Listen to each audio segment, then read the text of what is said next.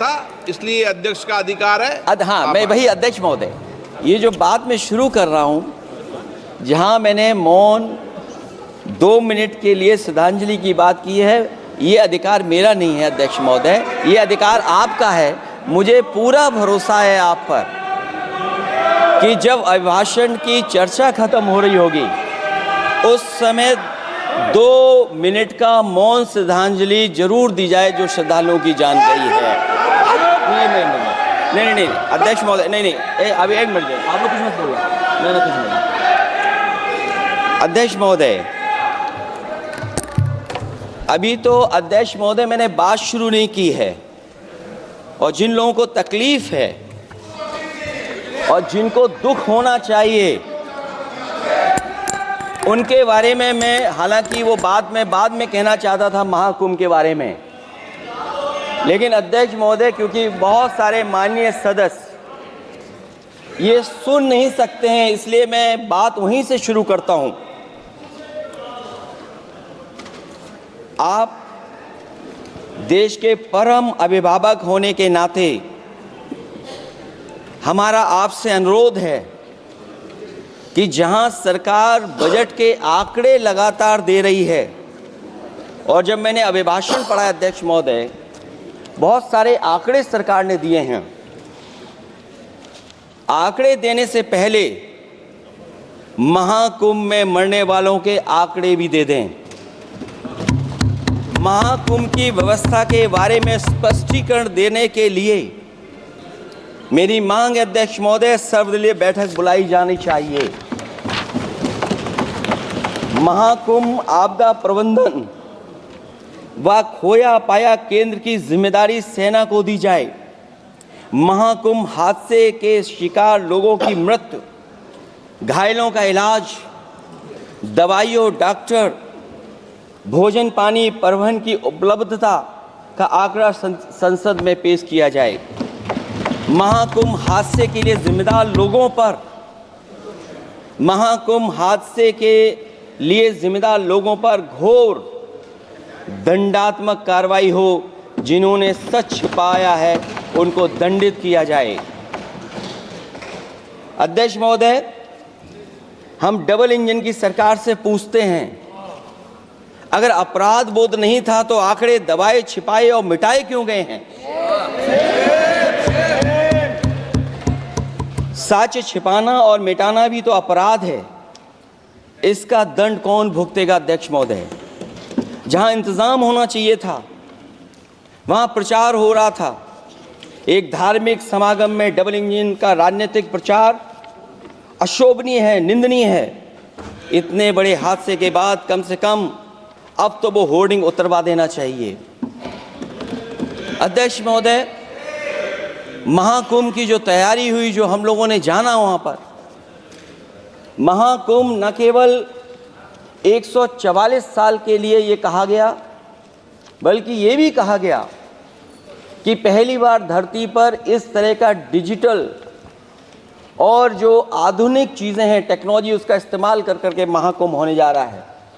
CCTV, drone, live streaming के आधार पर जिनका दावा था कि वो डिजिटल कुंभ करा रहे हैं, वो मृतकों की डिजिट नहीं दे पा रहे हैं।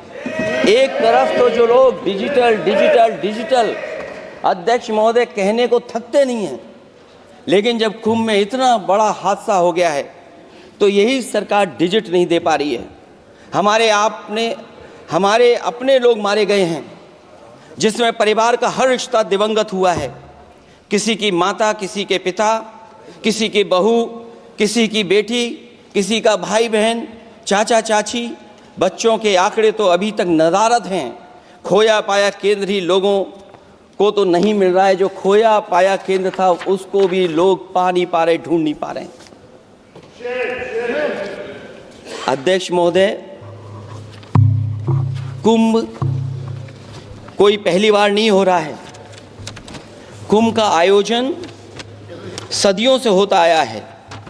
हमारे पौराणिक और हमारे इतिहास के दस्तावेज ये बताते हैं कि समय समय पे जो भी सरकारें रही होंगी, जिसका भी राज रहा होगा अध्यक्ष महोदय, उसने महाकुंभ या इस तरह के कुंभ का आयोजन किया है।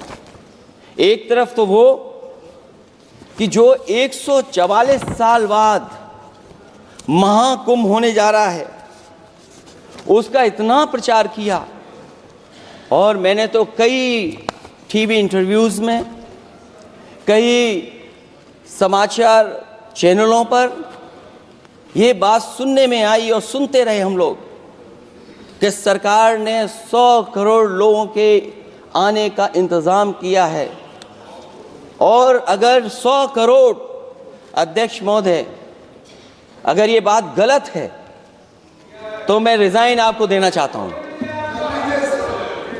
अगर अध्यक्ष महोदय, ये माननीय सदस्य लोग अगर ये नहीं सुन पा रहे हैं तो मैं इनको एक एक को, आप नहीं गए स्नान करने, आप स्नान करने नहीं गए, इसीलिए इस तरह की भाषा का इस्तेमाल कर रहे हैं। अध्यक्ष महोदय, ये कहा गया कि 144 वर्ष के बाद ये हो रहा है। जहां तक मेरी समझ और जानकारी कहती है, जो एस्ट्रोनॉमी और एस्ट्रो चीज़ों को समझते होंगे वो ये स्वीकार करते होंगे जो भी कुंभ होता होगा वो 144 वर्ष के बाद ही होता होगा। लेकिन ये कहा गया कि नक्षत्र ऐसे हैं, तो मैं अध्यक्ष महोदय सरकार से कहना चाहता हूं कि सतयुग से लेकर के कलयुग तक ये सनातन परंपरा रही है कि संत महात्मा साधु समाज मुहूर्त के हिसाब से शाही स्नान करते हैं, उसमें नक्षत्रों के हिसाब से जो सहयोग बनता है वही शाही स्नान का मुहूर्त होता है। लेकिन भाजपा के राज में ये सनातन परंपरा टूट गई। पहले सरकार ने संत समाज को शाही स्नान रद्द करने का आदेश दिया, जिससे अनादिकाल की सनातन परंपरा टूटी। और फिर जब देश भर ने ये बात उठी, देश भर में ये बात उठी, तो उन्होंने हादसे को छिपाकर फिर से आदेश दिया कि अखाड़े शाही स्नान करने जाएं। इससे सरकार ने पावन मुहूर्त के स्थान पर अपने मनमाने समय पर स्नान कराने का आदेश दिया। बात उस दिन या तिथि की नहीं होती है, बल्कि निश्चित मुहूर्त काल की होती है। ये सनातन परंपरा तोड़कर इन लोगों ने अच्छा नहीं किया। और ये क्या परंपरा टूटी है कि नहीं टूटी है, मैं समझता हूँ अध्यक्ष महोदय मुझसे बेहतर सामने वाले ज़्यादा जानते होंगे इसके बारे में। और जो लोग, अध्यक्ष महोदय, जो हम लोगों ने देखा वहाँ पर लोग पुण्य कमाने आए थे और अपनों के शव लेकर के गए हैं।